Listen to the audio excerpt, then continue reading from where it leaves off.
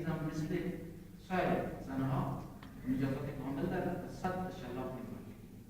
مورد دوم سرکردن خان هستش که ایشون شذوذات زیادی در تفسیر خودش آورده که برخی از اونها انکار معجزات، انکار ملائکه، قانون انکار حدیث میشه.